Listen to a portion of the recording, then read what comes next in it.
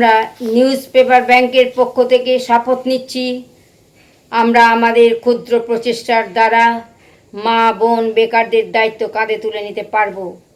গোটা পাড়াকে এক করবই, শুধু আপনারা পাশে থাকুন। 2-3 কিলো খবরের কাগজ দিয়ে অথবা সাধ্যমতো কিছু টাকা প্রতি মাসে দিন। আমরা এই করোনার সময়ও ঘরবন্দি থেকেও যাদের পেনশন দিচ্ছি, শিশুদের বই খাতা দিয়ে সাহায্য করে চলেছি। আর সেই ভয়ঙ্কর দিনেও আমরা চাল ডাল সামান্য হলেও দিতে পেরেছি। কিছু করব, এইটাই আমাদের চেষ্টা।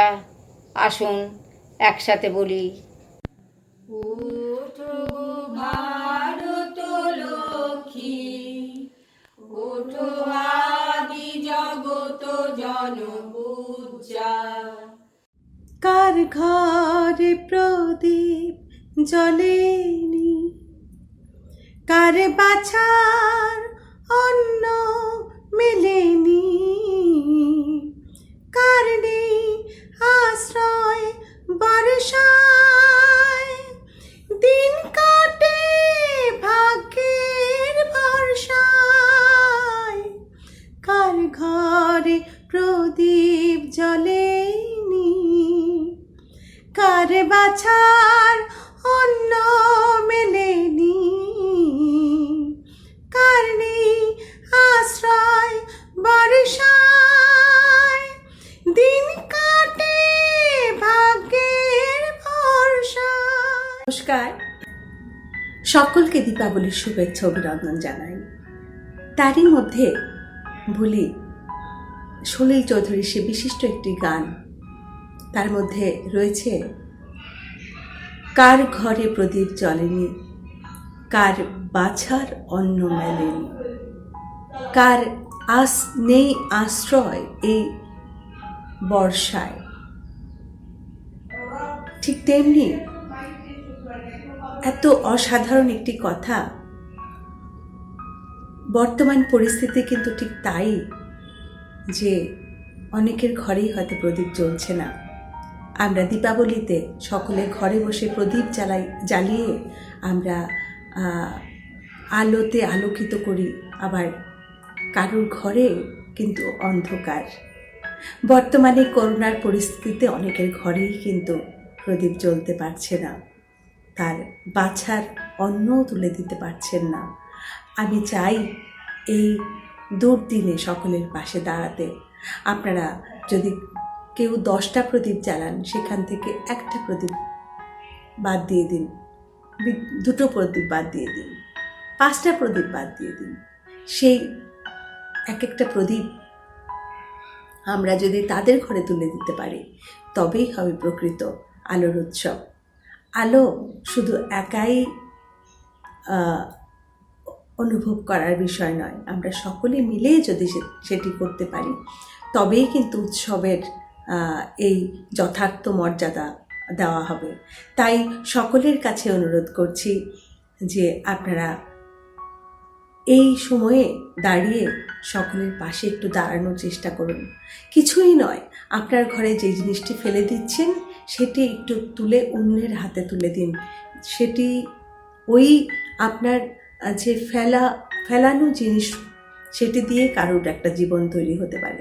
হ্যাঁ, ঠিক তাই দর্শক বন্ধু, আমাদের শিল্পীর ভাবনামুখের এই যে অনুষ্ঠানের যিনি আমাদের এই ভাবনামুখের কর্ণধার নরেশ জৈন, তার চিন্তা ভাবনা, তিনি অনেক ছোট্ট ছোট্ট জিনিস কত আনন্দ দিতে পারে। আমরা কথাই আছে, বিন্দু বিন্দুতে সিন্ধুতে পরিণত হয়। ঠিক তেমনি এমনই একটি প্রচেষ্টা নিউজ পেপার ব্যাংক। নরেশ জৈনের চিন্তা ভাবনায় যে আপনার ঘরের ওয়েস্ট পেপার কারোর জীবন গঠন করতে পারে। আপনার ঘরের পত্রিকা, নিউজ পেপার, আপনি যেটি ধরুন একটা কোনায় জমিয়ে রেখেছেন, সেটি তুলে একটু আমাদের কোনো না কোনো প্রতিনিধির হাতে তুলে দিন। আমরা নিউজ পেপার ব্যাংকের পক্ষ থেকে সকলকে আমাদের শুভ দীপাবলির আনন্দ উৎসব সকলে মিলে পালন করতে পারবো। আপনাদের ঘরের পুরনো বই, পুরনো খাতা আপনারা তুলে দিন আমাদের হাতে। আমরা সেইগুলো দিয়েই একটি সুন্দর ভবিষ্যৎ কাউকে গড়ে দিতে পারি। আসুন এই উৎসব আমরা সকলে মিলে পালন করি। অনেক অনেক ধন্যবাদ। ছোট বয়সে গিয়ে এমন একটা সময় এসেছিল, প্রতিদিন প্রতিনিয়ত কারুর না কারুর মৃত্যু সংবাদ, আর আমাকে ফেস করতে হতো, তার ফ্যামিলির কাছে গিয়ে বলতে হতো যে সে মারা গেছে। ওই দিনগুলো আমি ভুলতে পারি না, এবং তার ফ্যামিলিকে সামলাতে হতো যতক্ষণ পর্যন্ত না বডিটা আসতো। সেই মৃত্যুগুলো এখন আমার দাঁড়িয়ে মনে হয় অনেক আনন্দের, অনেক ভালো, বীরগতি প্রাপ্ত হওয়া দেশের জন্য।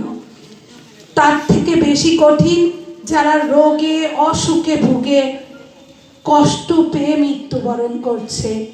ওষুধ তাদের একমাত্র উপায় নয়, তবু ওষুধ দিলে যদি কিছু যন্ত্রণা সহ্য হয়, সেই উদ্দেশ্যেই ওষুধের চিন্তা। নরেশ আমাকে বলেছিল নিউজ পেপার ব্যাংক করো, কিন্তু উদ্দেশ্যটা ওষুধ দেওয়াটা এটা আমার ছিল, যে আমি যদি কিছু মানুষকে ওষুধ দিতে পারি, রোজ যদি সে প্রেশারের ওষুধ, সুগারের ওষুধ খেলে হঠাৎ হার্ট অ্যাটাকের হাত থেকে যদি বেঁচে যায়, আমার এই চিন্তা থেকেই আমি ওষুধের চিন্তাকে আনি। আপনারা সবাই আশীর্বাদ করবেন যেন এটাকে আরও অনেক মানুষের মধ্যে আমি ছড়িয়ে দিতে পারি। সবাই এগিয়ে আসুন। আমাদের থিম হচ্ছে help us, support us and join us. নমস্কার, আমি তাপসী মুখার্জি। আমি রাজারহাট নিউ টাউনে থাকি। আমি একজন সোশ্যাল ওয়ার্কার, আর আমি একটা নিউজ পেপার ব্যাংক চালাচ্ছি আমার এলাকায়। আশা করব আপনাদের কাছে অনুরোধ যে আপনারাও যার যার নিজের এলাকায় বা পাড়ায় নিউজ পেপার ব্যাংকটি চালাতে পারবেন। কিভাবে চালাবেন? আপনার এলাকায় যত বাড়ি ঘরদোর আছে সেখানে যত পেপার, পুরনো বই খাতা সব কিছু নিয়ে ক্লাবে জমা করুন বা কমিটি মেম্বারের কাছে জমা করুন। সেগুলো বিক্রি করে যা অর্থ উপার্জন হবে সেটাই হচ্ছে নিউজ পেপার ব্যাংক। সেখান থেকে আপনারা কোনো বৃদ্ধা মা, কোনো অসুস্থ মানুষ যারা টাকার অভাবে চিকিৎসা করতে পারছে না, কোনো বাবা মা তার মেয়ের বিয়ে দিতে পারছেন না, তাদেরকে সাহায্য করতে পারবেন। আপনারা এটা নিজের এলাকাতেও করতে পারেন। আর এর থেকে এখন করোনা চলছে, করোনার জন্য পরবর্তীকালে হয়তো কোনো বড় রকমের কোনো সংকট হতে পারে। এখন থেকে আমরা যদি এই নিউজ পেপার ব্যাংকের পরিকল্পনা করি, তাহলে পরবর্তীকালে একটা বড় অ্যামাউন্ট জমা হয়ে যাবে। তাহলে সকলের পাশে আমরা সাহায্য করতে পারবো বা দাঁড়াতে পারবো। তার জন্য আবারও আপনাদের অনুরোধ করছি, এই নিউজ পেপার ব্যাংকটি প্লিজ আপনারা পরিকল্পনা নিন। ধন্যবাদ। নমস্কার, গীতা আম্মা স্মৃতি সদন ট্রাস্টের পক্ষ থেকে আমি সুদেষ্টা সেনগুপ্ত বলছি। শ্রী নরেশ জৈন ও ভাবনামুখ ইউটিউব চ্যানেলে মায়েদের পেনশন ভাবনায় অনুপ্রাণিত হয়ে আমাদের এই গীতা আম্মা স্মৃতি সদন ট্রাস্টের পথ চলা শুরু। করোনায় মৃত ব্যক্তির পরিবারের হাতে মাতৃসেবা যোজনার মাধ্যমে গতকাল আমরা 16ই আগস্ট 2020 তারিখে 1000 টাকা সাহায্য করতে পেরেছি। আপনি বা আপনারা আপনাদের বাড়ির খবরের কাগজ ও অন্যান্য বাতিল জিনিসপত্র বেচে যে 30-40 টাকা পান, সেটা দিয়েও একজন মাকে আপনারা সাহায্য করতে পারেন। এই লোকদের এবং আপনারা ইচ্ছা করলে আপনার প্রতিবেশী ও পরিচিত লোকদেরও এই সব কাজে যুক্ত করতে পারেন, অথবা আমাদের ট্রাস্টের সঙ্গেও যোগাযোগ করতে পারেন। যোগাযোগ করবার জন্য ফোন নাম্বার একটু নোট করে নিন, 8240673534। নমস্কার।